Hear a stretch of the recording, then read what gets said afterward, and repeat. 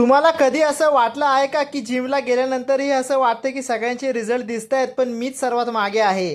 कधी विचार केला आहे का की मी कधी फिट होऊ शकेन की प्रयत्नच करत राहणार आहे?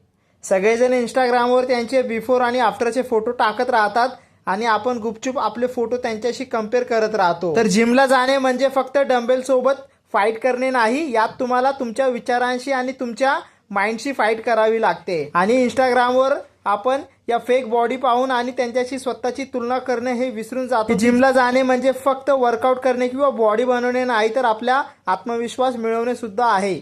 तर सोशल मीडियावर कम्पेअर करणे आणि इतरांच्या बॉडीशी स्वतःची कम्पेअर करणे सोडून द्या, कारण प्रत्येकाचे शरीर वेगळे असते, प्रत्येकाला मिळणारे रिझल्ट वेगळे असतात. आणि आजपासून स्वतःसाठी वर्कआउट करायला सुरुवात करा, जगासाठी नाही.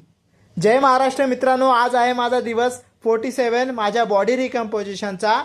जिममध्ये जाऊन मी आज ट्रेन करत होतो चेस्ट आणि ट्रायसेप. तर सुरुवातीला incline dumbbell press, pec deck fly middle चेस्टसाठी, डिक्लाइन डंबल प्रेस लोअर चेस्टसाठी. ट्रायसेपच्या वर्कआउटमध्ये स्कल क्रशर, झिगझॅग बारने, केबल ट्रायसेप एक्सटेन्शन आणि ओव्हरहेड डंबल प्रेस. व्हिडिओमधून तुम्हाला थोडीफार पण व्हॅल्यू भेटत असेल ना, तर तुमच्या भावाला फॉलो करायला विसरू नका.